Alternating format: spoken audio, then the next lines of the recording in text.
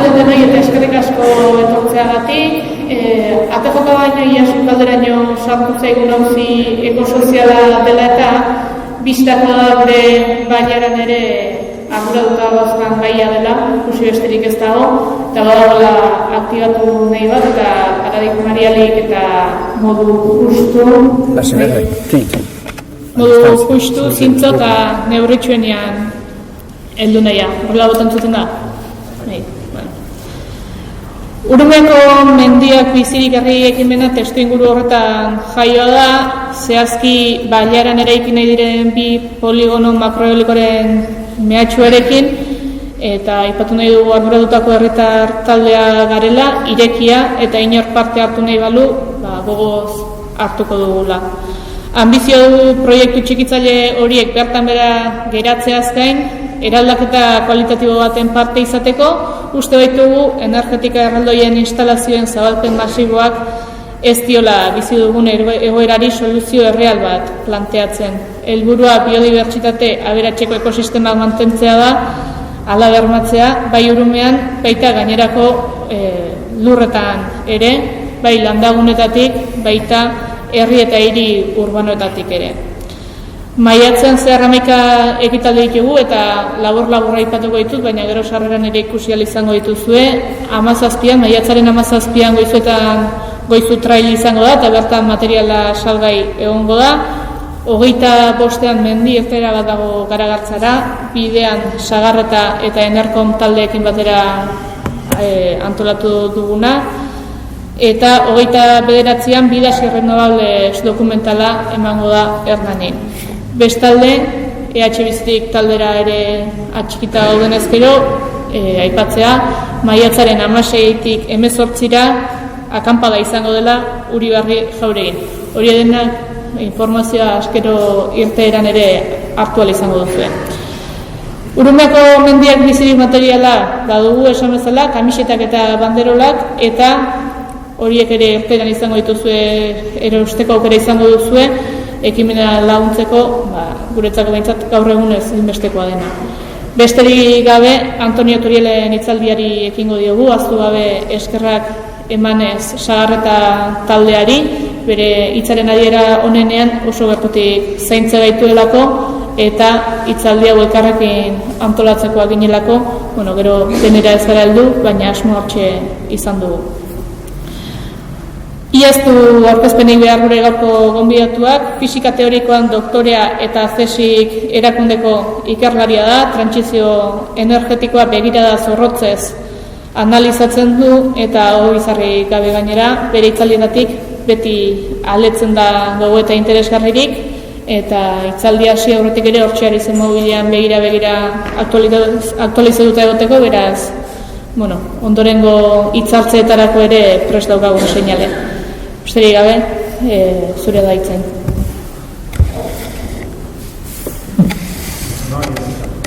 No tanto, sí. Vale.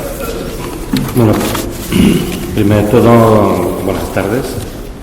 Agradezco que me hayáis invitado a venir aquí. La verdad es que estoy sorprendido de ver tantísima concurrencia y la verdad creo que he conseguido meter más gente en la iglesia que el cura de mi barrio.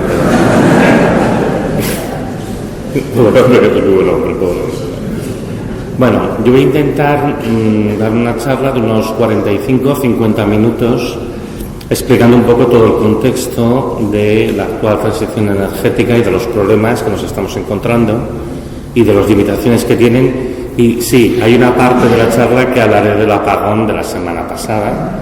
La charla no va de esto en realidad, pero bueno, como es lógico, es un tema de mucha actualidad, la gente tiene mucho interés. Y pues ya haré algunos avances, estoy preparando una presentación más larga dedicada solamente a esto, que haré en mi instituto de aquí un par de semanas y que se retransmitirá por internet, ¿no? La idea también es que cuando acabe pues me podéis hacer las preguntas que consideréis pertinentes. Yo, en el momento que hablamos inicialmente de esta charla, la idea era también poner un poco en contexto de por qué está pasando lo que está pasando y por qué, por ejemplo, pues están llegando aquí, por los proyectos que están llegando, qué sentido tienen y en qué medida pues pueden ser útiles dentro de todo el panorama que tenemos, ¿vale? Yo, como trabajo en un instituto de investigaciones ambientales, mi trabajo de investigación se centra fundamentalmente en cuestiones que tienen que ver con el clima oceánico. Yo también trabajo un poco el tema de los recursos naturales, y eso pues tiene que ver también con lo que voy a contar aquí.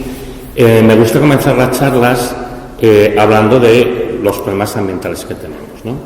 Porque también a veces parece que perdemos un poquito la perspectiva de cuáles son los problemas ambientales reales que tenemos. Y aquí, por ejemplo, el País Vasco, que es una zona que ha sido fuertemente industrializada a lo largo de su historia, algunos de estos problemas están muy presentes de una manera muy directa, ¿no? El Instituto de Resiliencia de Estocolmo identificó hace ya unos 16 años lo que se denominan los 9 límites planetarios. Ha sido un trabajo de pues, todos estos 16 años y de decenas de miles de científicos de todo el mundo hacer una cuantificación lo más precisa que se ha podido de estos límites planetarios. Esencialmente, con estos límites planetarios lo que se hace es definir 9 variables que miden el estado de salud ambiental de nuestro planeta, o más bien el grado de degradación ambiental, y cada una de estas variables tiene definido un límite, un umbral, que no se tiene que sobrepasar porque, según ellos explican, sobrepasar cualquiera de estos límites pone en peligro la continuidad de la especie humana, porque se podrían desencadenar procesos en cascada que acabarían haciendo el planeta inhabitable para los seres humanos, no para la vida, pero específicamente para los seres humanos, ¿no? Pues bien, de los 9 límites planetarios, que como he dicho no podemos sobrepasar ni uno solo de ellos, a estas alturas hemos sobrepasado 6. Hemos sobrepasado 6. Y hay otros 2 que podríamos acabar sobrepasando en los próximos años. El límite más sobrepasado es el de las entidades no naturales, que esto tiene que ver con las sustancias químicas y tóxicas que hemos dispersado por el medio ambiente, que incluyen pues sustancias radioactivas, sustancias metales pesados, sustancias orgánicas persistentes, dioxinas, plásticos, microplásticos, todo esto. Este es el límite más sobrepasado, el límite más peligroso ahora mismo para la humanidad, porque esto está afectando a todos los seres vivos y particularmente a los seres humanos, y pues causa multitud de enfermedades de todo tipo, cánceres, enfermedades endocrinas, etcétera, etcétera. Así que el límite más sobrepasado no es el cambio climático, es la contaminación. El segundo límite más sobrepasado es el que tenéis arriba a la izquierda, que pone integridad de la biosfera, que básicamente tiene que ver con esto que a veces decimos de la preservación de los ecosistemas funcionales, la biodiversidad y todas estas cosas, ¿no? Nosotros somos animales, somos seres vivos, necesitamos que haya una naturaleza funcional que nos dé aire limpio, agua limpia, alimentos, protección contra las enfermedades, y estos son servicios que nos dan los ecosistemas, los bosques, todo el conjunto pues, de animales y de plantas que básicamente forman parte de nuestro entorno. El tercer límite más sobrepasado tampoco es el cambio climático, son los ciclos biogeoquímicos que tenéis abajo, en la parte de abajo a la izquierda, que tiene que ver sobre todo con los ciclos del fósforo y del nitrógeno, que están asociados a la utilización de fosfatos y nitratos en la agricultura industrial, que contaminan el agua, crean zonas muertas en los océanos y las aguas continentales. Ya solo en cuarto lugar aparece ahora sí el cambio climático, del cual hablaré un poquito a continuación, y aún tenemos otros 2 límites sobrepasados, el de cambio de usos del suelo, que tiene que ver con la urbanización, la deforestación, la desertificación y los cambios de los cuerpos de agua dulce, que yo, que como vengo de Cataluña y hemos tenido una sequía impresionante, pues bueno, nosotros sabemos muy bien de qué va todo esto. Los límites que podrían sobrepasarse en los próximos años son la acidificación de los océanos. El océano está absorbiendo la tercera parte de todo el CO2 que estamos echando a la atmósfera, y este CO2, cuando se mezcla con el agua de mar, en el mar forma ácido carbónico, y eso hace que el pH, la acidez del océano, el pH está bajando, el océano se va volviendo progresivamente más ácido, y si continúa reduciendo su pH, llegará un momento que la vida en los océanos no será posible, o sea, acabará con la vida de los océanos. Y el otro límite que podríamos sobrepasar en los próximos años es el de los aerosoles atmosféricos, que tiene que ver con todas las sustancias en suspensión que hay en el aire, que dificultan la respiración. Algunos son naturales, como el polvo del Sáhara, y otros, la mayoría, pues provienen de la quema de combustibles fósiles y demás. El único límite que está seguro es el de la reducción de la capa estratosférica de ozono, lo cual quiere decir que no vais a morir de un cáncer de piel, pero eso sí vais a morir de todo lo demás. En cualquier caso, es un tema a tomárselo en serio. Estamos en un momento de extralimitación ambiental muy importante. hay un problema muy grave, empezando por la contaminación, siguiendo por la pérdida de biodiversidad, etcétera, etcétera. Y cuando uno tiene una preocupación ambiental, como es la del cambio climático, que es una preocupación legítima, se tiene que preocupar también del resto de variables que miden el estado de salud de nuestro planeta. Porque no tiene sentido, por ejemplo, plantearse, que es lo que se está haciendo, un modelo de transición energética que incrementa la contaminación o que destruye los ecosistemas. Porque al final es aquello de desvestir un santo para vestir a otro. Hay que considerar los problemas de manera integral y hay que tener en cuenta todas las necesidades que tenemos ahora mismo, ¿no? Hablemos de cambio climático. Esto que veis aquí, cada una de esas curvas grises, cada una de esas curvas representa un año diferente desde el año 1941. Esto se ha hecho con un reanálisis de datos medidos observacionales en un modelo numérico. El eje horizontal representan los días del año, desde enero hasta diciembre. Cada curva, como digo, es un día, y cada punto en la curva es la temperatura media del planeta de la atmósfera a 2 metros de altura, que es la que estamos como referencia al nivel del suelo, promediando desde el polo norte hasta el polo sur, pasando por el Ecuador, ¿no? Y pues eso nos da una curva que, como veis, va variando a lo largo del año. Siempre el máximo se consigue hacia la época del verano en el hemisferio norte, simplemente porque en el hemisferio norte hay más tierra emergida que en el hemisferio sur, y la tierra actúa como una especie de sartén. Entonces se calienta más la temperatura del aire en el hemisferio norte porque hay más tierra que en el hemisferio sur. Y por eso el máximo siempre es cuando es verano en el hemisferio norte. Las líneas punteadas negras que veis por aquí representan los promedios básicamente el promedio de variación habitual del año 79 al 2000, por ejemplo. Y la curva de color naranja que veis aquí, esto es el año 2024, y la roja es lo que llevamos del 2025. Está completamente fuera de todo lo anterior. Creo que es bastante evidente que está completamente por encima de todo lo anterior, ¿no? Esta curva gris que veis por aquí, esto es el año 2023, o sea, es que está todo realmente bastante mal, ¿no? En este momento, el promedio de la temperatura del aire en el planeta está 1,7 grados por encima de la referencia que se utiliza, la referencia preindustrial que se utiliza para los informes del IPCC, que básicamente es el promedio de los años 1850 a 1900, la estimación que tenemos de temperatura que tenía el planeta. Pues ahora mismo estamos 1,7 grados por encima. Cuando se firmaron los acuerdos de París el año 2015, se acordó intentar no sobrepasar un calentamiento de 1,5 grados, y estamos en 1,7. Y en todo caso teníamos que no pasar de los 2 grados. Y al ritmo que vamos a llegar a los 2 grados en unos pocos años más, sabremos cuántos, ¿no? Pensad que, como la península ibérica se calienta más que el resto del planeta, pero no todo el planeta se calienta igual, en la península ibérica tenemos un calentamiento de 2,7 grados respecto al nivel preindustrial.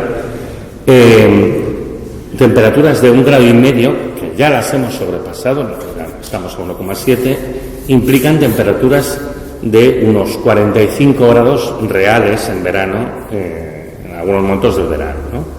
45 grados, yo insisto, no del termómetro de la farmacia que le da el sol y se sobrecalienta, sino del aire, lo que antes se decía, la temperatura a la sombra. 45 grados de la temperatura del aire es una temperatura muy elevada, es una temperatura muy desagradable y peligrosa para las personas. Pero es que tenéis que pensar que si llegamos a los 2 grados de calentamiento, las temperaturas en verano en la península ibérica serán de 50 grados o más en verano, que son temperaturas incompatibles con la vida humana. Incompatibles con la vida humana. Y este es un poco el escenario que tenemos para los próximos años si no hacemos nada. Esa también es una razón por la cual, yo no sé cuántos vienen por aquí, pero se está observando un éxodo de madrileños hacia el norte de España. Están comprando propiedades, quizá en el País Vasco menos, pero por ejemplo en Asturias, en Cantabria y en Galicia están comprando mucho porque en verano en Madrid no se puede vivir. De hecho, hace unos meses salió un informe de la NASA que decía que hacia el año 2050 pues había ciudades como Madrid y muchas del sur de España en las que simplemente en verano no se podría vivir, ¿no? Y supongo que la manera de sobrevivir es con aire acondicionado. Y yo el otro día, cuando fue el apagón, pensé, suerte que esto no pasa en verano. Pues también eso es para pensarlo, ¿no? Bueno, eso por lo que se refiere al calentamiento del aire. Esto también tiene otras consecuencias, como un incremento de la cantidad de vapor de agua que hay en la atmósfera, lo cual hace que las precipitaciones sean más intensas, y otros muchos efectos. Si preocupante es la situación que tenemos con la atmósfera, no menos preocupante es la situación que tenemos en los océanos. En los océanos también estamos constatando un calentamiento acelerado. Estas curvas son parecidas a las que os he enseñado antes. En este caso es el promedio, excluyendo las zonas polares porque ahí hay nieve o hay un continente, en el caso de Antártida, entonces lógicamente no se puede medir la temperatura a la superficie del mar. Son mediciones de satélite, porque esto no es tan fácil de estimar con modelos, y claro, por eso mismo solo hay desde el año 81, por eso veis que hay menos curvas, ¿vale? Y de nuevo, pues la curva de color naranja es el año 2024, la curva de color rojo es lo que llevamos del 2025. Veis que tiene los máximos. La razón por la cual hay dos máximos es porque lo que más se calienta es la zona que tiene más océano, en este caso el hemisferio sur, y por tanto el máximo principal coincide con el verano del hemisferio sur, y un segundo máximo menos importante que coincide con el verano del hemisferio norte. El mar se está calentando a un ritmo acelerado, y esto es muy grave porque el mar es la componente dominante del sistema climático. Pensad que el mar estaba absorbiendo el 90% del exceso de calor asociado al cambio climático, y el mar además tiene una enorme capacidad calorífica. Los 3 primeros metros del mar tienen la misma capacidad de retener calor que toda la atmósfera. Y el problema que tenemos es que tenemos un desarrollo vertical de varios cientos de metros de mar que se nos han calentado, y el mar parece que no absorbe más. Aparte de las consecuencias que está teniendo sobre la vida marina, y yo supongo que la gente aquí que sea aficionada al buceo habrá visto cosas, los problemas que nos plantea este calentamiento del océano es que las tempestades que pasan por el océano se vuelven cada vez más intensas, y eso particularmente es uno de los riesgos que tenéis aquí. O sea, aquí en el futuro lo que es previsible es que empiecen a llegar tempestades cada vez más violentas, ciclogénesis explosivas, como cosas que habéis visto que han ido pasando estos últimos años, que han afectado sobre todo al Reino Unido y a Francia, pero esto evidentemente os va a acabar llevando aquí necesariamente, o sea, no se puede evitar, ¿no? Y bueno, pues esto nos lleva pues a una sucesión de fenómenos extremos como nunca habíamos antes visto. Yo aquí hago un pequeño resumen de lo que ha pasado únicamente en los últimos meses, por no retrotraerme mucho más, de fenómenos absolutamente insólitos, por registros que no se habían visto jamás. Por ejemplo, las inundaciones que hubo en septiembre del año pasado en Polonia, en Hungría, en Austria y en el norte de Italia, por un tren de tempestades que empieza en el Mediterráneo precisamente.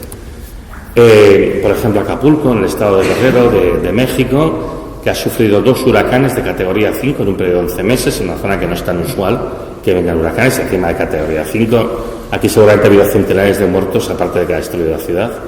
O sea que si tenéis pensado ir de vacaciones a Acapulco, repensaos, ¿no? Pero bueno, aquí tampoco se reporta exactamente qué ha pasado. Turquía está sufriendo inundaciones recurrentemente cada 4 o 5 meses, no pongo fecha concreta. Es una zona que es árida, Anatolia es una península bastante árida, y sin embargo estamos viendo una gran recurrencia de tempestades torrenciales allí. Por supuesto está el caso de la Dana de Valencia, que todo el mundo tiene en la cabeza, una formación de aire frío en altura de unas dimensiones muy inusuales, que además por una serie de circunstancias descarga unos volúmenes de agua tremendamente grandes, como nunca se había visto realmente, y aún podría haber sido peor las consecuencias, y ya fue un desastre de grandes proporciones. Y ya, pues por ejemplo, los fuegos de California de principios de este año, que un fuego evidentemente no es un evento climático, pero en este caso estos fuegos fueron atizados por unos vientos de Santa Ana, que son los vientos catabáticos que vienen de las montañas, parecido al cierzo o a la tramuntana en la zona de Cataluña, aunque estos vientos son cálidos. Y lo inusual en este caso no era solo que normalmente soplan en otoño, esto era enero, bueno, bien, pequeño, no es tan imposible, pero no es tan habitual, pero lo más extraño o lo más inusual fue la velocidad. Normalmente estos vientos soplan a una velocidad de 60-80 km por hora, aquí llegaron a soplar a una velocidad de 160 km por hora, con lo cual, claro, el incendio fue atizado como si fuera un soplete.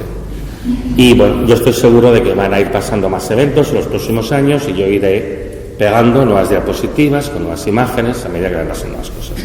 Por tanto, cuando se dice que hay un problema con el cambio climático, que tenemos que luchar contra el cambio climático, que tenemos que hacer cambios, es cierto, es un problema grave, y además muchas veces, yo también lo digo, es mucho más grave de lo que normalmente se reconoce a nivel político. El problema del cambio climático es gravísimo, tendría que ser una prioridad en la actuación política, aunque no lo sea. Por más que se diga, no lo es, ¿vale? Y se enmarca dentro de otros problemas ambientales. Os recuerdo que el cambio climático solo es el cuarto problema ambiental más grave que tenemos, o sea que imaginaos cómo son los demás.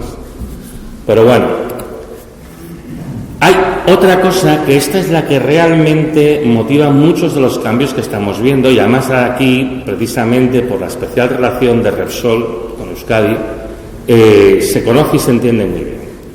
Que estamos llegando a una fase bien conocida, predicha desde hace más de 50 años, de agotamiento de los combustibles fósiles, y que realmente este es el motivo principal que atiza los intentos de hacer una transición energética. Dicho en breve, que nos estamos quedando sin petróleo, cosa que sabíamos que iba a pasar, pues ya está pasando. Esta gráfica que veis aquí es cómo ha evolucionado en los últimos años la inversión de las petroleras en la búsqueda y puesta en explotación de nuevos yacimientos de petróleo.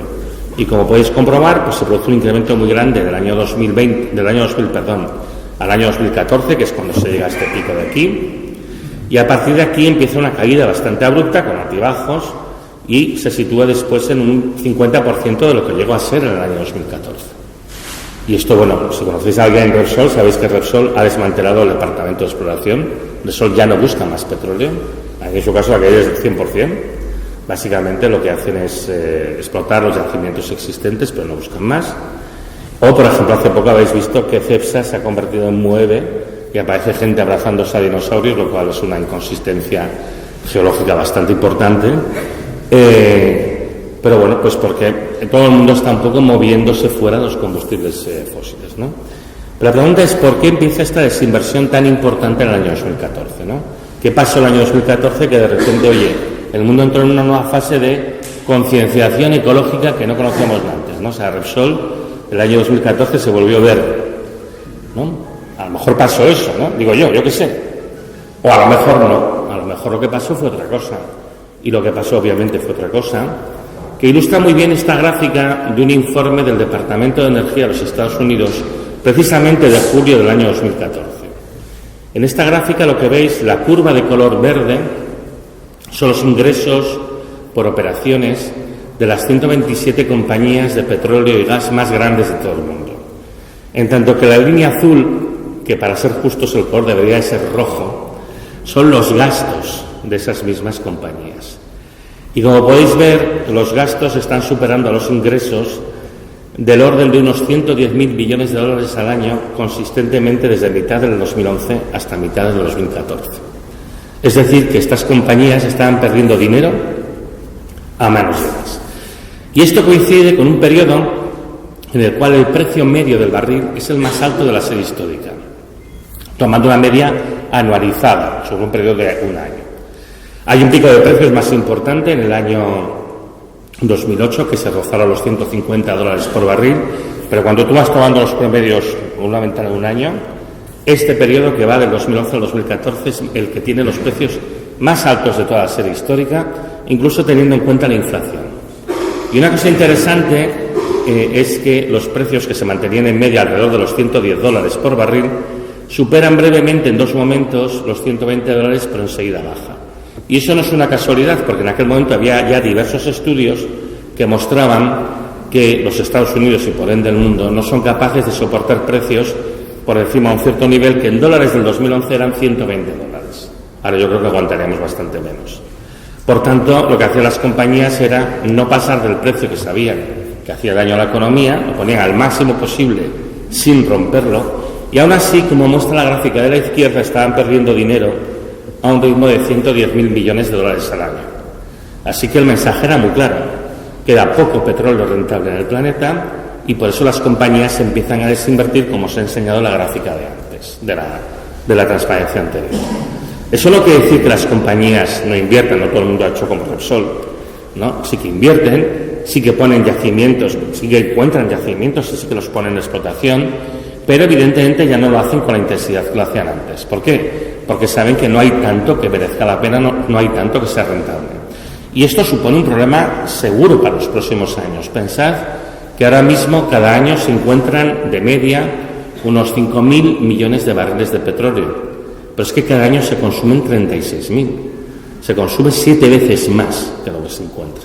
Esto garantiza que va a faltar petróleo en los próximos años. De hecho, esto como es un proceso que empieza, como veis, en el año 2014 y ya estamos en 2025, bueno, pues ya está empezando a faltar petróleo. Y están pasando cositas que no siempre nos enteramos aquí, pero está empezando a haber algunos problemas bastante serios por todo el mundo que, atención, ya están llegando aquí. Es que poco a poco los vamos a ir viendo cómo llegan aquí y no sabremos por qué pasa. Será como el apagón, ¿no? Llegará de golpe, un día iréis a la gasolinera y no tendréis diésel y no sabréis por qué. Bueno, pues será por esto.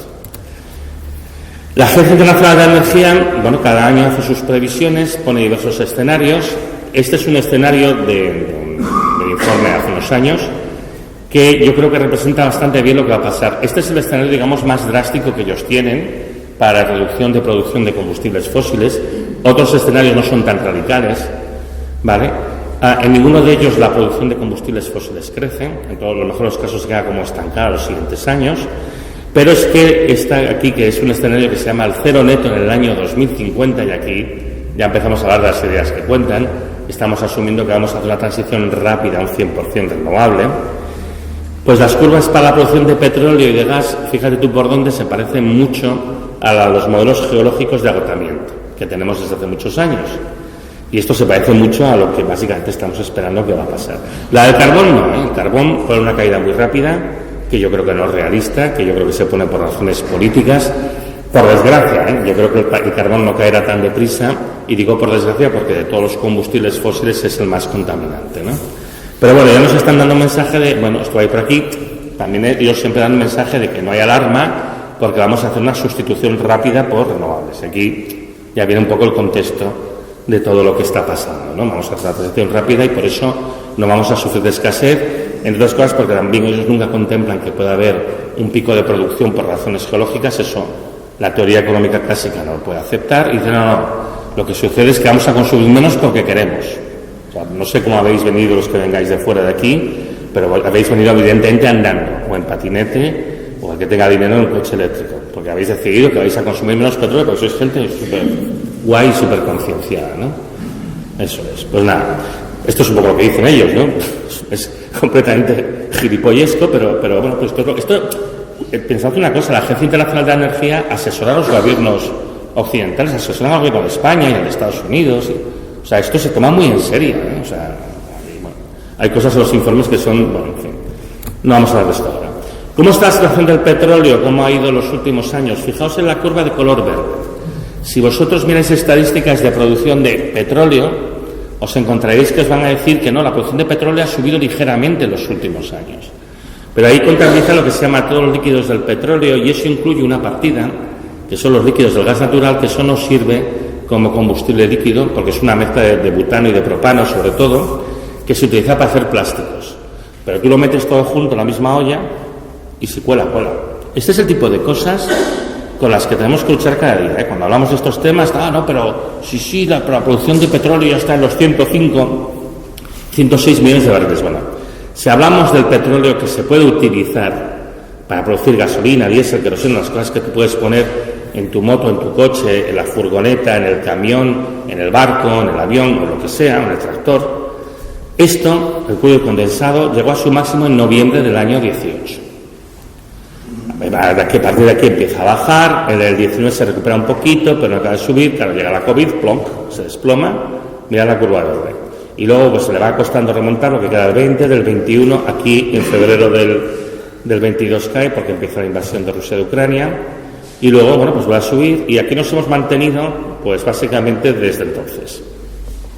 Estamos fluctuando en una franja que está como entre un 3 y un 4% por debajo de los niveles máximos del 18. La curva roja es la previsión que hace el Departamento de Energía de los Estados Unidos hasta diciembre del año que viene, que como veis no es capaz de superar los niveles del 18. Y de hecho esto tiene una componente de pensamiento mágico muy importante. Yo me hace gracia porque van pasando los meses y la curva roja se va cada vez más a la derecha y la verde va a su bola, le importa un bledo la previsión que vayan haciendo, ¿no? En fin, evidentemente Donald Trump ha apostado por producir más petróleo de fracking. El problema es que los pozos ya están muy agotados, son pozos que duran muy poco, y la OPEP está mostrando signos de que realmente no pueden incrementar realmente su producción, ¿no? Estos ya ha aumentado la OPEP, la oferta, y entonces cae el petróleo. Lo que aumentan es miseria y compañía, o sea, realmente ya están en el límite de lo que pueden dar. Entonces, la previsión más bien es que en los próximos años entraremos en un proceso de declive que se irá acelerando, que se irá acentuando con el paso del tiempo. Falta hablar de la última de las materias primas energéticas no renovables, que aún no he comentado, porque he hablado de petróleo, gas y carbón, que son los combustibles fósiles, de origen fósil. Falta una que no es fósil, pero que también es una materia prima energética, que es el uranio que utilizamos en las centrales nucleares, ¿vale? Ahora quiero, por favor, que prestéis mucha atención, porque sé que después alguien me lo va a preguntar, coño. Entonces, por favor, prestad mucha atención. De todo lo que se acaba, lo que más rápido se acaba es el uranio, cosa que sabíamos de sobra. Los modelos geológicos ya nos lo indicaban hace años. Y de hecho, esto que veis aquí no son previsiones, estos son datos de extracción de las minas de uranio del mundo. Cada franja de color es un país diferente. La más grande, Kazajistán, donde ha ido ahí a mendigar uranio hace poco el señor Macron. Y le han dicho allí, bueno, lo que diga Putin, porque esta es una república que es una república satélite de Rusia, vaya. El máximo de extracción se consiguió en el año 2016 y desde entonces hasta el año 22 la extracción ha caído un 23%. Normalmente la Asociación Nuclear Mundial, hacia el mes de mayo-junio, saca los datos de extracción del año anterior. El año pasado, no hace más, hacia el mes de mayo-junio, se por estas fechas. El año pasado, por lo que fuera, no sacó los datos del 23. Por algún motivo. El becario estaría cansado, yo no sé muy bien qué pasó. Estamos entrando en una fase de declive muy pronunciada de la extracción de uranio, porque además esto los modelos geológicos nos lo dicen, las curvas de producción del uranio son muy asimétricas, caen muy deprisa una vez pasa el máximo, cosa que también se sabía, esto también se sabía, ¿vale? Entonces, de hecho, los modelos geológicos nos apuntan a una caída adicional de alrededor de un 50% en los próximos 15-20 años. El uranio es lo que más rápido se nos va. No va a haber renacimiento nuclear. Más bien lo que va a haber, con perdón, son hostias por el uranio que queda. Además, pensad que en el momento actual el 23% del uranio que se consume en las centrales nucleares proviene de armas atómicas que se desmantelan de los arsenales de Estados Unidos y de Rusia, de los tratados de desarme que ellos tienen. Con lo cual, fijaos el control que tienen Estados Unidos y Rusia sobre este mercado. El 23% de todo lo que se consume viene de ahí. Porque es que está faltando realmente. Entonces, bueno, aquí podemos elucubrar y demás, pero los datos son los datos, ¿eh? Tampoco podemos hacer el tonto con esto. A mí, en todo caso, de todo lo que está pasando ahora mismo, lo que más me preocupa, porque tiene un impacto directo ya sobre la actividad económica de Euskadi y tiene un impacto ya sobre la actividad económica del mundo y sobre la vida de muchas personas, es lo que está pasando con el diésel. Esta es una crisis larvada que hace mucho tiempo que yo hablo de ella y que se está agudizando. Y aunque aquí todavía no la notemos, eso no quiere decir que no esté presente en el mundo. Esto que veis aquí son los datos de producción mensual de las refinerías del mundo de diésel, ¿vale? Y como veis, bueno, pues esto va siguiendo una curva ascendente. A partir del 2015 ya no va tan deprisa, porque ahí es cuando empieza a fallar, empieza a bajar la producción de petróleo convencional, que eso es lo mejor para hacer diésel. Pero bueno, ya crece, cae con la crisis del 2008, luego se recupera, pero va más lentamente. Y como veréis, pues del periodo que va del 2015 al 2017, este de aquí, se mueve en una meseta ondulante de entre 26 y 27 millones de barriles diarios. Después ya en el 18 empieza a bajar, en el 19, en el 20 se estrella con la COVID, se mantiene pues bajo todo el 20, el 21 luego empieza a subir hacia el 22, y esto es el de diciembre del 23, que es el canto del cisne, llego, no. Y a partir de aquí, pues cae aproximadamente un 15% respecto a estos niveles de aquí. ¿Vale? La producción de diésel del mundo ahora es como un 15% inferior a los niveles máximos del periodo 2015-2017. Esto es así. Falta diésel en el mundo. Y el problema del diésel es que es literalmente la sangre de nuestro sistema económico. Diésel es transporte, diésel es maquinaria, diésel es minería, diésel es agricultura. El diésel es imprescindible. También esto explica un poco la demonización del diésel de automoción que hemos vivido los últimos años. Pues este problema lleva desarrollándose ya unos años, ¿no? Además, tú cuando ves esto digo, ahora de repente entiendo algunas cosas. Pues fíjate, ahora mismo falta mucho diésel, porque aquí no falta. Entonces, aquí no falta, quiere decir que en otro sitio falta más. Falta mucho diésel en Latinoamérica y en África. esto lo comentaré luego después, y está creando muchos problemas, que además afecta a la producción de algunas materias primas que aquí utilizamos. Y este problema se está agudizando, se está volviendo muy serio. No vais a encontrar ninguna referencia en medios nacionales.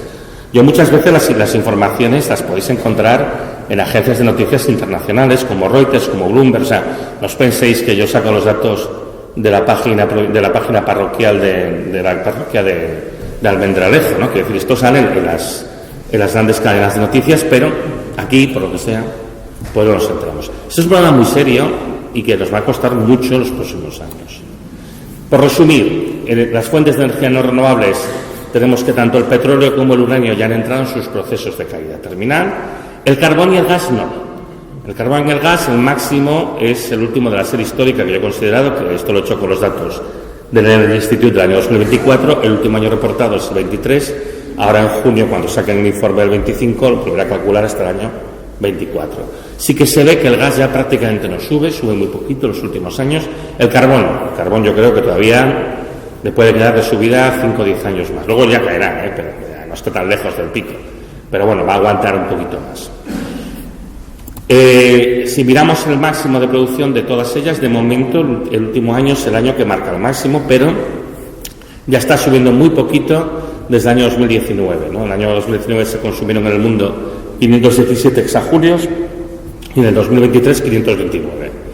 Lo interesante es que estas fuentes representaron el 85,4% de la energía primaria mundial. Por cierto, el uranio, la energía nuclear, no representa ni el 4%. Estamos todo el rato dando la turra con la nuclear y no llega al 4% del consumo de energía primaria del mundo. En el caso de España es como el 4,4% de la energía final, que todavía es menos. Bueno, y aún así estamos todo el rato hablando de ello. Es una cosa bastante curiosa. Una cosa que también quiero dejar clara, porque a veces la gente dice, oye, entonces, ¿cuándo se va a acabar el petróleo? Digo, mira, de aquí a un siglo seguramente aún se va a seguir extrayendo petróleo. Lo que pasa es que la cantidad que vas a extraer cada año es menos que la que se extrae actualmente. El problema no es quedarte sin, sino quedarte corto. Entonces aquí es un problema de que esto va bajando y cada vez vas teniendo menos. Y eso pues tienes que apañártelo con lo que te queda, ¿no? Yo esto, para que la gente lo entienda, lo comparo a que si tú estás... Un ejemplo que no os habrá pasado nunca, ¿no? Tú trabajas en una empresa y te van reduciendo el sueldo cada año. Y te baja el sueldo un 2, un 3% cada año. Bueno, pues claro, tú sigues cobrando, pero a medida que van pasando los años, pues te das cuenta de que te cuesta más llegar al final de mes, ¿vale? Bueno, pues es eso. Esta es nuestra situación. Nuestro sueldo energético empieza un proceso de declive. Esto es inevitable. Esto es consecuencia de las leyes de la termodinámica y de leyes de geología. Esto no hay nada que lo pueda resolver. La tecnología ya ha hecho su aportación, pero hasta aquí hemos llegado. Y esto va a seguir pasando los próximos años. Estamos entrando en una situación de descenso energético de las fuentes que dan más del 85% de nuestro consumo. Y esta es la verdadera razón por la que hay tantísimo interés en una transición energética. Porque nos estamos quedando sin energía. Esta es la realidad. Se puede edulcorar de muchas maneras, pero esta es la realidad. Por tanto, pues está claro lo que hay que hacer, ¿no? Hay que ir a una transición 100% renovable. Esto no tiene ninguna discusión. Y es verdad, ya sea por el problema ambiental o por la escasez de energía, está claro que el mix del futuro, las fuentes que vamos a consumir, tienen que ser, no puede ser de otra manera, renovables, eso seguro. Ahora bien, que yo sepa, no ha venido Dios con las tablas de la ley y te ha dicho, tendrás la misma cantidad de energía que consumes ahora mismo, pero con renovables. ¿Por qué? ¿Quién garantiza que vamos a poder consumir la misma cantidad de energía que consumimos hoy en día? Con renovables. Lo que pasa es que las energías renovables tienen muchas limitaciones, sobre todo en este modelo que es por el que se ha apostado, que es el modelo de la renovable eléctrica industrial. Grandes parques que producen electricidad para ser transportados en una red de alta tensión, grandes distancias para ser consumidos en grandes centros de producción y de consumo.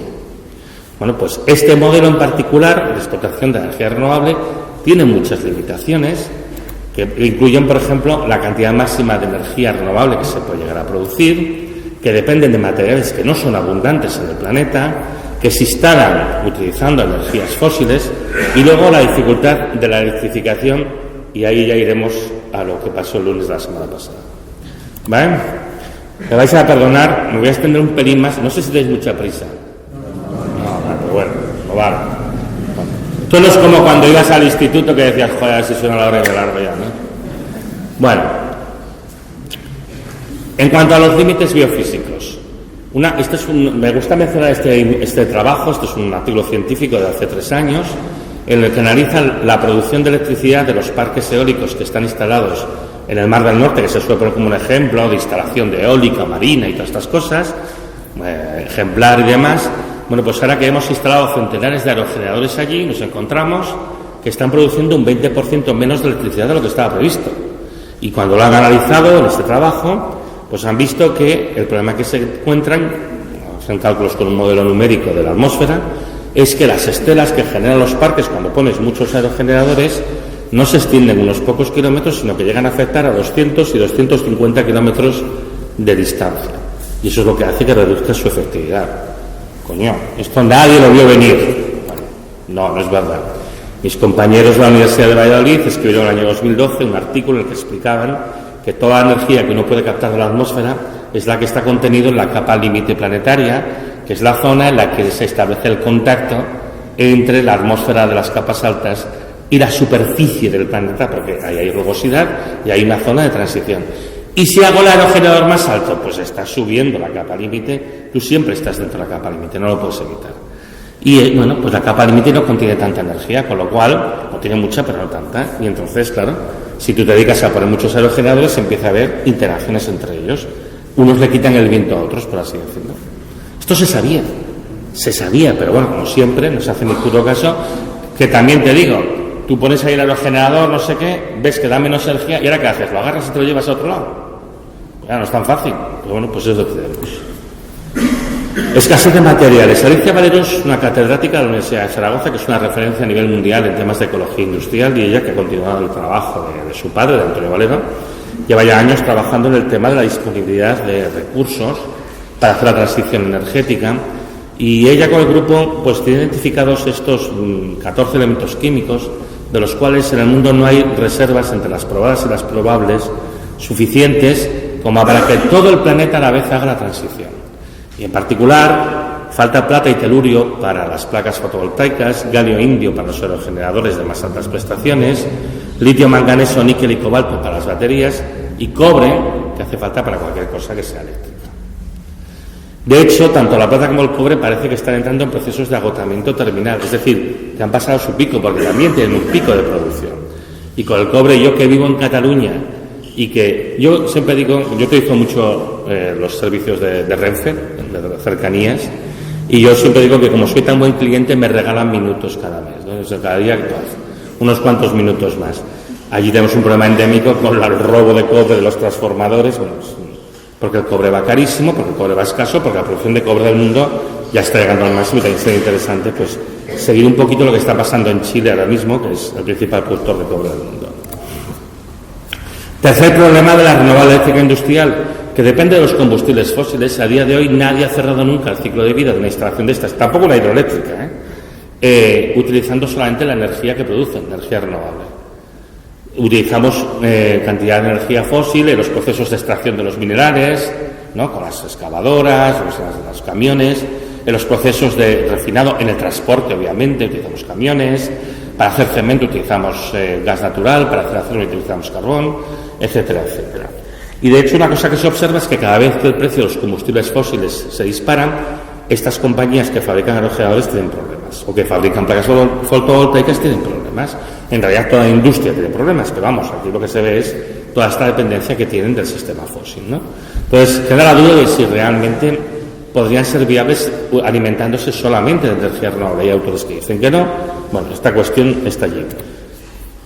Pero ahora vamos al caso que es más sangrante, yo lo entiendo en el contexto de Euskadi, que es el caso de Gamesa. Gamesa, como sabéis, fue adquirida por Siemens ya hace unos años y acumula pérdidas enormes. Desde el año 22 está en una situación de pérdidas bestiales, miles de millones de dólares o de euros. Y aquí pues tiene algunos problemas propios del sector, que si los problemas de la cadena de suministros, que por cierto son reminiscentes del problema del diésel, que si problemas de retrasos, las concesiones y tal, pero además Gamesa pues tiene un problema que es específica de ella, aunque quizá no tanto, que es que los aerogeneradores de las series, los modelos 4X y 5X tienen defectos estructurales importantes y se llegan a romper. Y por ese motivo Gamesa pues suspendió la fabricación en octubre del 23. Y claro, eso evidentemente pues está afectando a todas las industrias auxiliares y demás. Y hay un problema muy gordo. Además, sabéis que ahora pues están planteando hacer un ERE, bueno, en fin. Es un tema muy serio, ¿no? Y lo más curioso, pues eso, que básicamente aquí ha habido una carrera en una parte de hacer aerogeneradores más grandes, porque estos aerogeneradores que presentan los problemas estructurales son aerogeneradores con potencias de 5 a 7 gigavatios, y 5 gigavatios no coño, megavatios, y bueno, pues ahora estamos hablando de hacerlos de 15 megavatios, y dices, pero chicos, si todavía tienes problemas de ingeniería con los más pequeños, que es muy grandes ya, pero bueno. Otras empresas tienen también problemas estructurales de mantenimiento, etcétera, y esto por ejemplo afecta a Nordex, que es propiedad de Acciona, Vestas también tiene sus cositas, y bueno, claro, lógicamente en este contexto pues hay bufetes de abogados que están planteando hacer demandas colectivas contra Gamesa por los aerogeneradores defectuosos, y por ejemplo General Electric, que también tiene problemas, pues ya tiene un pleito planteado en Oklahoma debido a pues aerogeneradores defectuosos. Acá ha sido todos el mismo problema, es decir, se ha intentado instalar aerogeneradores muy grandes con una ingeniería no lo suficientemente testeada y se rompen. Y hay problemas graves porque la gente ha invertido mucho dinero y no quiere que se rompan los aerogeneradores, ¿no? Pero bueno, ¿aquí qué ha pasado? Yo esto lo llevo comentando desde que estuve en el Parlamento de Cataluña en septiembre del 22, que allí todo el mundo miraba por otro lado, por lo menos no estaba jugando al Candy Crush. Pero bueno, aquí ha habido como una especie de pacto de silencio en hablar de esto. Yo, las veces que he traído este problema aquí a Euskadi, también, bueno, pues es notorio que se intenta mirar hacia otro lado, ¿no? Porque hasta ahora ha habido mucho interés en, sobre todo, coger el dinero de los fondos Next Generation, directa o indirectamente, para seguir invirtiendo en este tipo de sistemas. A ver, no tenemos que olvidar que al final aquí estamos, en España, pues España es el país de las autopistas sin coches, los aeropuertos sin aviones y ahora pues los aerogeneradores sin palas. O sea, quiero decir, este es un poco el esquema de... Bueno, esto en el fondo deja de ser una burbuja. Esto es una burbuja. Y ahora que se acabarán los fondos Next Generation, que por cierto Europa ha autorizado a utilizar lo que queda de los fondos Next Generation para financiar el rearme, pues claro, esto ya se acaba ya. O sea, estamos llegando a los finales de esta burbuja. Esto ha sido una burbuja, que ahora vosotros estáis preocupados también por la afectación que tenéis aquí. Pero bueno, yo creo que esto ya está llegando un poco al punto final. Todavía puede durar unos meses, pero esto ya está muy cerca del punto final. El último problema que se nos plantea con los sistemas de producción de electricidad renovable es que la electricidad está bien, por ejemplo, permite que veáis estas imágenes en este monitor, que oigáis mi voz amplificada, pero la electricidad es la minoría del consumo de energía final, energía lista para ser utilizada. En el mundo, la electricidad representa el 20% de la energía final y es un porcentaje un poco superior en el caso del Estado español, de un 22-23%, depende del año, y por cierto lleva décadas atascada ahí. Y es semejante al consumo de electricidad en otras naciones industrializadas. Pero es que además, en el caso concreto de España y de la Unión Europea y del conjunto de la OCDE, el consumo de electricidad está cayendo con altibajos, no es una recta, haciendo así oscilaciones, desde el año 2008. Esto no acaba de empezar a pasar, que ya tenemos 17 años de caídas, como veis en las curvas. Entonces, bueno, aquí estamos diciendo, claro, luego sale Beatriz Corredor diciendo, el año 2024 hubo un repunte del 8% del consumo de electricidad. Digo, wow, tenemos un 14% de caída desde el año 2014, pero bueno, en fin. Esto es un fruto sobre todo de la desindustrialización, de la pérdida de industrias, que esto por cierto ahora mismo en Euskadi también es un problema bastante serio, ¿no? Y lleva pasando desde la crisis del 2008, es que no es ninguna coincidencia, ¿vale? A pesar de lo cual estamos instalando más y más y más sistemas de generación eléctrica. Ahora mismo en España hay unos 130 gigavatios de potencia eléctrica instalada, cuando se consumen en media unos 26,5, con picos de consumo de 41 gigavatios en verano y en invierno. Claro, como pones más energía renovable que es intermitente, tiene que haber más redundancia, porque no todo está disponible, de noche no hay luz, obviamente, cuando no sopla el viento no tienes eólica, hasta las nucleares paran de vez en cuando, pero hombre, con 80 gigavatios seguramente para cubrir una demanda media de 26,5 te llega de sobras, ¿eh? Tenemos 130 y el proyecto es llegar en 2050 a 150, 160 gigavatios instalados. Hay un exceso de instalación, porque no hay una demanda detrás. Porque aquí tenían que haber aparecido unas tecnologías palancas que tenían que haber resuelto todo, el coche eléctrico, el hidrógeno verde, y anda que no se ha dado el coñazo con el hidrógeno verde, que no está escrito, y ya se está viendo que no son panaceas, que no sirven para todo. Tienen sus nichos de utilización, pero que son muy limitados.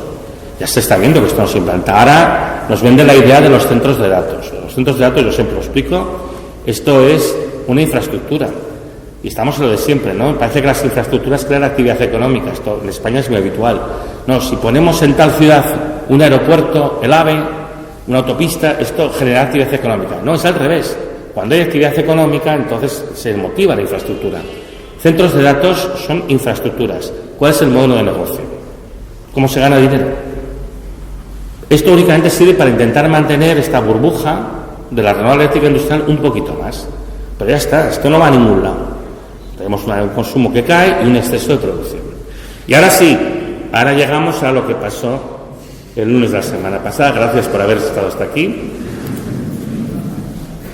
¿Qué pasó la semana pasada? Pues pasaron muchas cosas, algunas que ya lleva tiempo pasando, ¿no? Una de las pruebas que tenemos es que cuando llega la primavera, que la sangre altera, también altera la producción de electricidad en España. ¿Por qué? Porque la primavera es el momento del año óptimo para la producción de electricidad de origen fotovoltaico. Porque todavía las temperaturas son suaves, la iluminación empieza a ser grande. Pensad que se produce más electricidad fotovoltaica en primavera que en verano, porque en verano la temperatura sube mucho y baja el rendimiento. Cualquiera que tenga placas en su casa lo ha podido comprobar, ¿vale? Entonces, este es el momento más idóneo para ello, ¿vale? Entonces, es cuando más electricidad de origen fotovoltaico se produce. Pero claro, esto nos lleva a que hay un exceso de producción y a los precios cero, ¿no? Que esto lo habéis oído decir, ¿no? Hay horas del día, incluso semanas enteras, en el que el precio de la electricidad de las horas centrales del día es de 0 euros. Y una pregunta que uno se plantea es, ¿cómo pueden vender, o sea, quién tiene interés en vender algo a 0 euros? Ahora llegaremos a eso. Esta situación de precios tan bajos, cero o incluso negativos, lleva a que las compañías eléctricas pues toman medidas un poco drásticas, y en particular, pues por ejemplo, para nucleares, porque saben que no van a cobrar por ellas. O para los ciclos combinados, no los dejan en reserva porque consideran que no se les paga suficiente para mantenerlos ahí en espera, pues si hacen falta. Y eso llevó a que el año pasado hubo 5 situaciones en las que se activó el mecanismo del sistema de respuesta rápida a la demanda, de respuesta activa a la demanda, que básicamente consiste en apagar todas las industrias. Hay las grandes empresas consumidoras de electricidad, se les dice, mira, yo te hago una factura eléctrica más baja, te cobro menos por la electricidad, pero a cambio yo te aviso 15 minutos antes y te puedo apagar. Que teóricamente esto es para pagarte media hora, y el año pasado se tiran a veces 2 horas o 2 horas y media apagados. Esto se hace pues para cuando no hay suficiente generación, para evitar que se caiga todo, pues nada, pues lo que haces es apagar la industria. Esto se activó 5 veces el año pasado. 5 veces. Daba ya un poquito de pista de que a lo mejor algo no se estaba haciendo todo bien, porque este mecanismo debería utilizarse solo como emergencia, como último recurso. Por ejemplo, que de repente te falla una nuclear y tienes un tiempo de respuesta entre que pones en marcha el ciclo combinado, la hidroeléctrica o lo que sea, pues para tener tiempo para adaptarte, bueno, pues paras la industria. Pero es que no, lo que puede ser es que tan a menudo pase esto, ¿no? Bueno, pues esto pasó el año pasado, y esto ya te da algunas pistas de que a lo mejor también no llegamos, ¿no? Además, tenemos un problema endémico que se arrastra desde hace años, y que eso además motivó las discusiones que os acordáis que hubo hace unos años sobre la posibilidad de un gran apagón en Europa, en Alemania, que lo hablaban. Fíjate los alemanes que hablan de un gran apagón, Fíjate los italianos con la COVID, pues mira, en fin, hubo 2 incidentes especialmente graves de separación de frecuencia, que esto es de las cosas más peligrosas que puede pasar en una red eléctrica de alta tensión. La electricidad en una red eléctrica de corriente alterna es una onda, es una oscilación. En nuestro caso oscila 50 veces por segundo, tiene una oscilación de, digamos, 50 Hz, una frecuencia de 50 Hz, y es muy importante que todo lo que entra en la red tiene que estar perfectamente sincronizado. Porque si tú tienes 2 generadores que no están perfectamente sincronizados, que están un poco desfasados, eso automáticamente implica que se generan diferencias de potencial entre uno y el otro, y eso implica cortocircuitos, descargas, y como aquí hablamos de gigavatios, eso es como si cae un rayo. Eso puede destruirlo todo. Súper peligroso. Entonces, siempre hay que hacer un control muy estricto de la frecuencia de la señal de corriente alterna. Hubo un incidente gravísimo el 8 de enero del año 21, y al final pues se tuvo que separar la red de Europa del Este de la red de la Europa del Oeste, que afectó a toda Europa. afectó a toda Europa. Y otro incidente asociado pues, a un problema con la línea de transmisión que conecta Francia con España, que obligó a desconectar a España. Y esto también demostró una cierta fragilidad del sistema español. ¿Vale? Estas fragilidades tienen mucho que ver con la enorme penetración de energía renovable en los sistemas eléctricos de toda Europa y particularmente en España, sistemas de producción renovable que se han puesto sin hacer la inversión en sistemas de estabilización. Porque tú, cuando introduces la energía renovable, pues sus características no es igual que la de las centrales convencionales, no es gestionable, no es síncrona, no mantiene tan bien la frecuencia y, por tanto, lo lógico es que tú instales junto con la planta pues unos sistemas de estabilización, ¿vale? De hecho, la normativa que rige en España es del año 22, precisamente a raíz de las conclusiones del informe que hizo el regulador europeo sobre estos incidentes del año 21, obliga a que las condiciones de estabilidad de las plantas que se instalan ahora en España sean más estrictas que las que se crean, las de antes del 22. No son quizá lo suficientemente estrictas, pero son más estrictas, ¿vale? Pero ¿qué pasa con todo lo que se instaló antes del 22? Pues nada. El modelo que había era que se metía todo lo que se quisiera y, claro, mientras la energía renovable era poca, pues daba igual porque el resto del sistema estabiliza la señal. Pero cuando es mayoritaria tienes un problema porque si hay oscilaciones y la red, una red tan grande y compleja como la española, siempre se produce algún tipo de oscilación, pues no son capaces de resolverlas, incluso la pueden llegar a amplificar. De hecho, los incidentes de separación de frecuencia en Europa del año 20 al 21, y que estoy hablando de hace unos años, se duplicaron.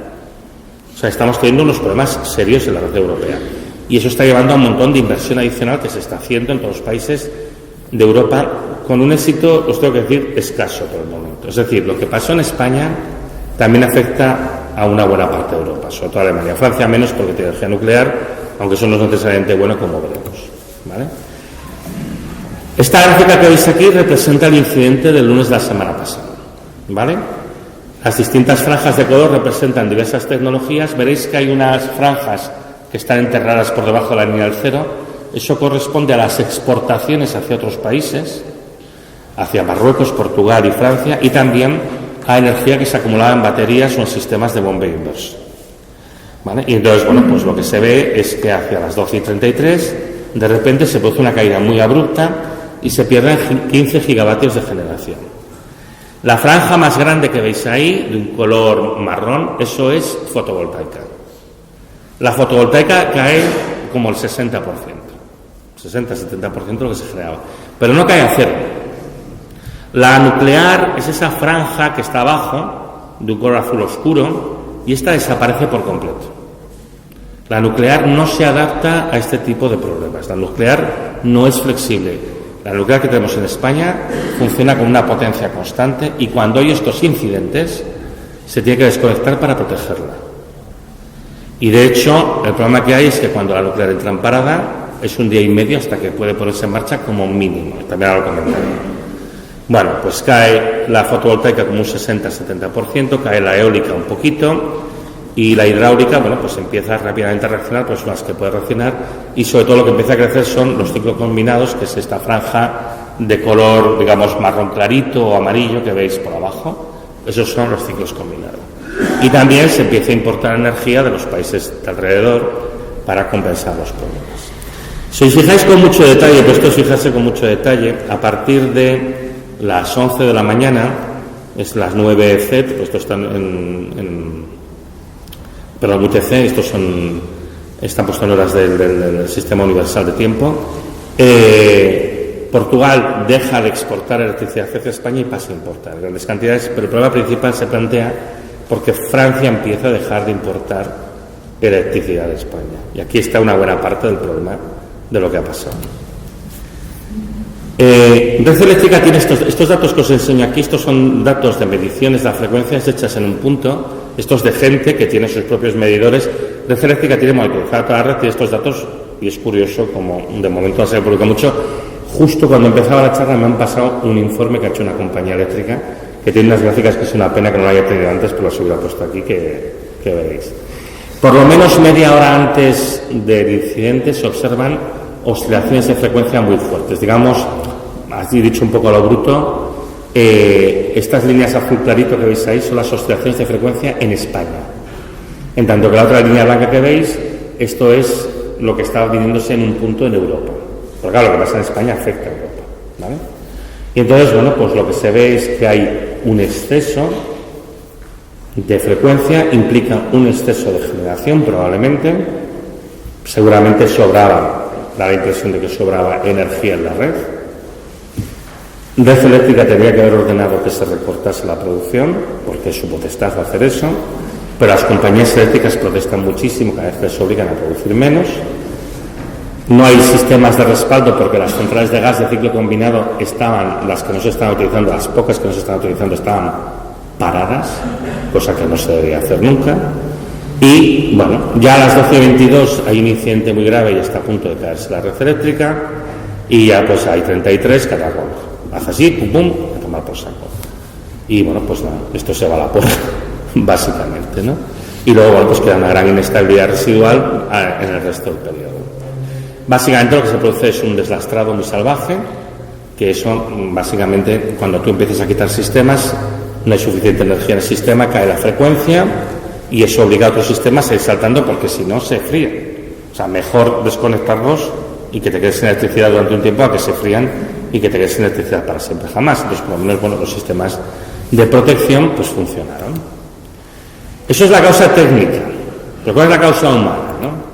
Bueno, pues uno de los problemas principales que tenemos es el modelo de fijación de precios de la electricidad en el mercado mayorista, que esto viene fijado por una directiva europea. Aquí España no puede hacer gran cosa, esto es obligatorio en toda Europa, esto se hace en todos los países de Europa y es una parte importante del problema.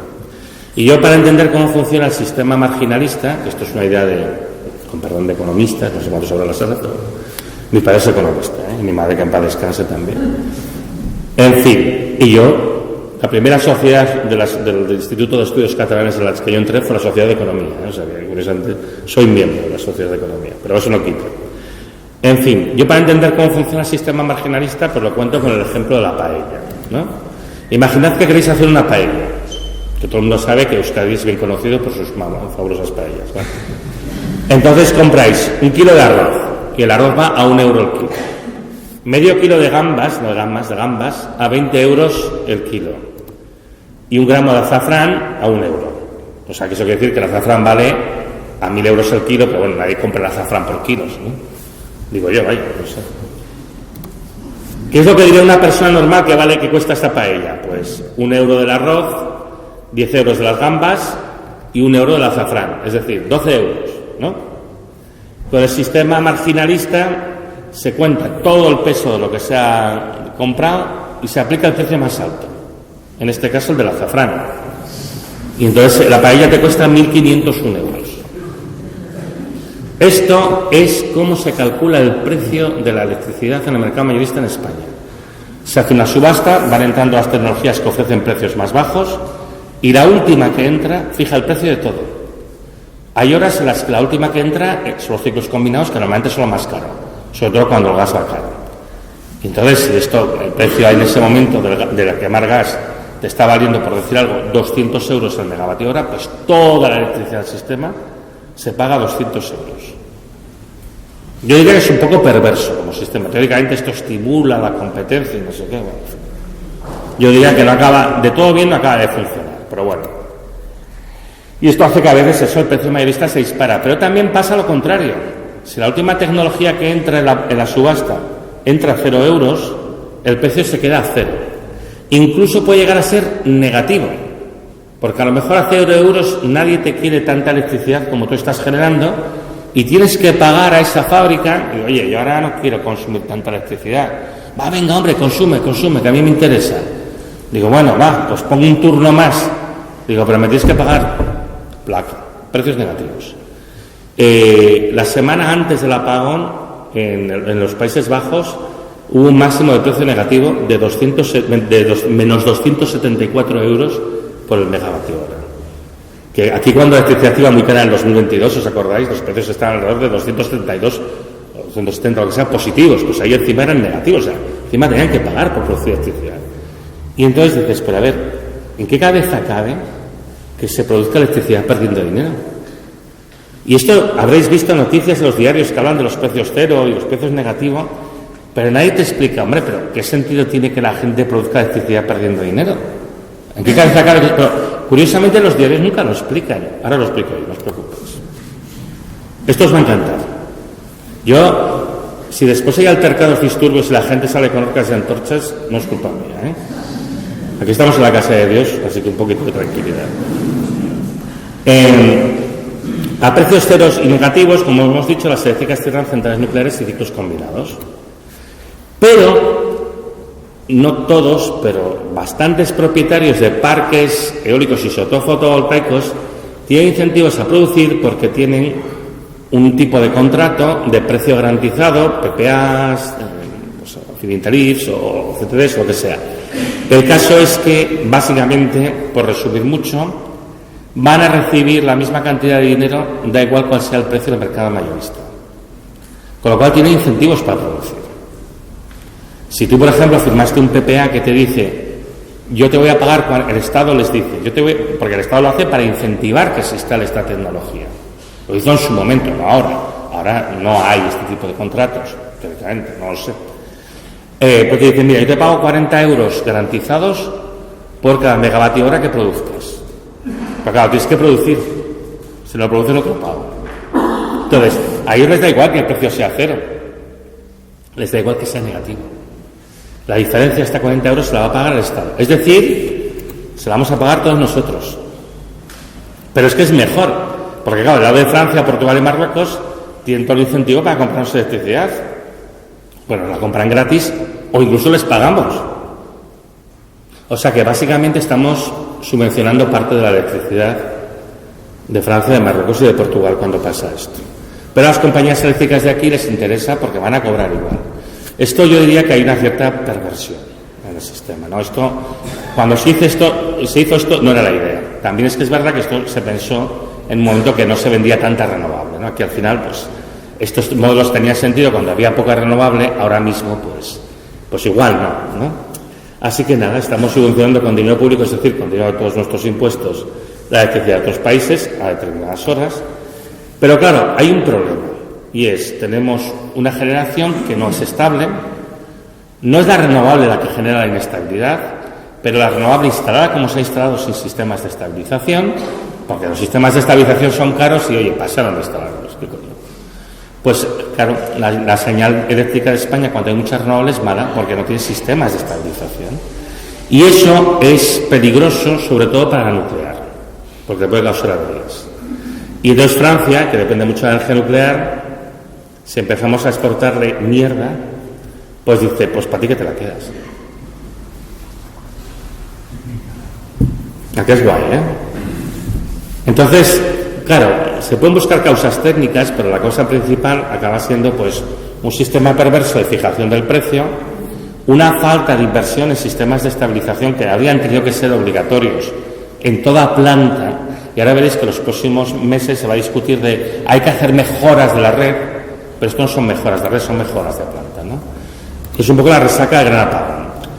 Ahora, desde que comenzó el incidente, lo que se está haciendo es quemar gas a lo bestia para marcar la estabilidad de la red, y al tiempo se está limitando la entrada de la fotovoltaica.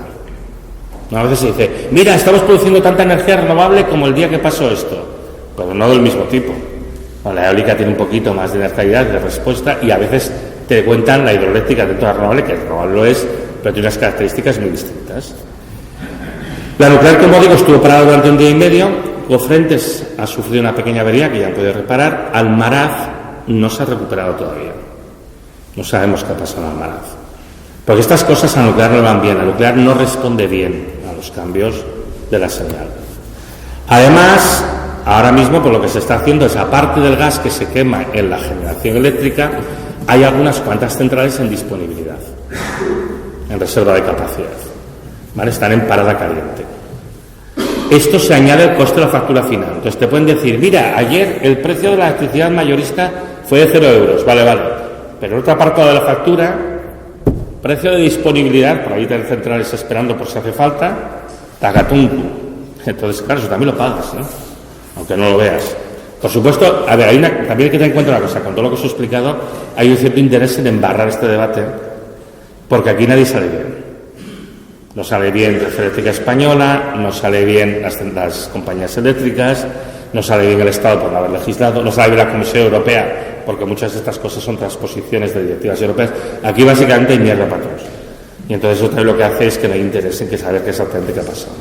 Entonces, como digo, ahora se va a invertir en estabilidad, lo llamarán mejoras de la red, pero en realidad son mejoras en las plantas. Y, en todo caso, pues eso, el debate que hay ahora mismo sobre la nuclear es increíble, la distracción que hay la nuclear aquí no pinta nada.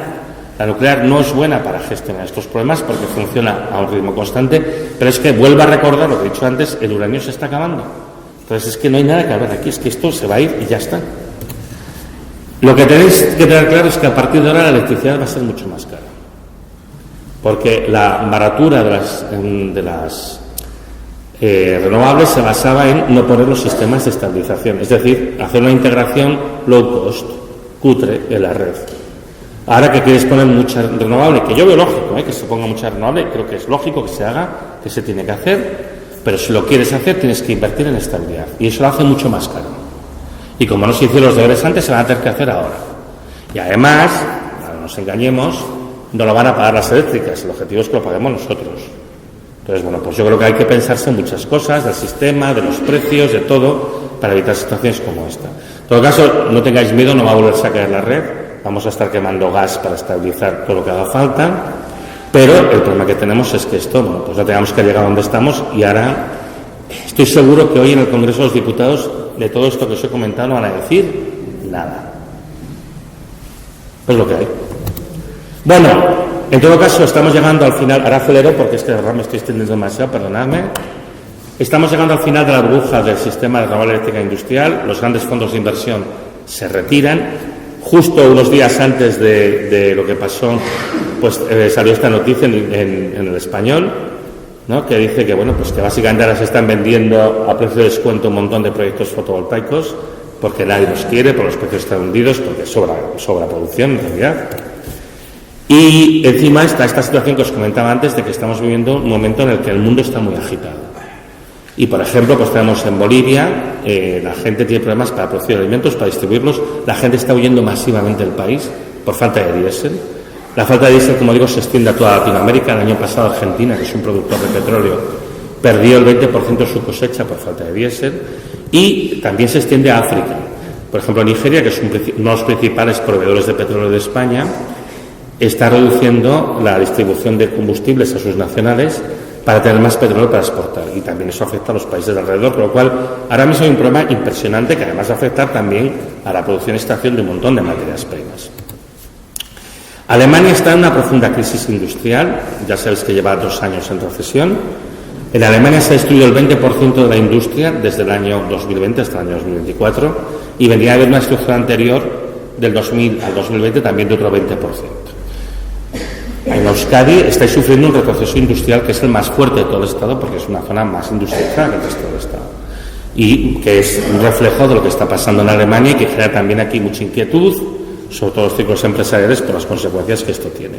Y tiene mucho que ver con la falta de energía barata, con los problemas de cadena de suministros, es decir, con los problemas asociados a la distribución de mercancías, por la escasez de diésel y demás. Y claro, ya pues esto. Esto que es un mensaje muy claro. Esta foto es del 2019, he dicho un poco de trampa. Pero es un mensaje muy claro. Trump comprende perfectamente que estamos entrando en lo que yo denomino el endgame geopolítico. Sabe que hay problemas de acceso a los recursos, sabe que las cosas van a ser cada vez más complicadas, quiere centrarse en Estados Unidos, ir a su zona de influencia, que es todo el continente americano, y básicamente se entiende de Europa. Y el mensaje es claro, en Europa no se ha entendido, pero este es el mensaje. Y entonces, pues aquí tenemos una Europa pues confundida, ¿no? ¿Qué hace Europa? Reducir la lucha contra el cambio climático, ahí está la legislación ómnibus, ¿no? Que lo que hace en el fondo es reducir la lucha contra el cambio climático. Ahora se aprueban estos proyectos estratégicos de materiales críticos. Luego hablamos de rearmarnos para una hipotética lucha contra Rusia, que no es verdad. No es contra Rusia que se pretende luchar. El objetivo es ir a buscar los últimos recursos de África del Norte. Eso es clarísimamente el objetivo. Y yo personalmente pues tengo mucha preocupación por el futuro de mis hijos. Y como no quiero que los maten en una trinchera en Argelia o en Níger, pues yo digo claramente no a la guerra. y me sorprende que no haya más reacción en ese sentido. Pero bueno, esto de momento es lo que hay. También puede pasar que la enorme inversión que plantea Europa sea tan grande que Europa no se la pueda permitir, pero bueno, de momento lo que tenemos es una Europa confundida, desorientada, que intenta reubicarse y no sabe muy bien hacia dónde. Voy acabando. Otra transición es posible.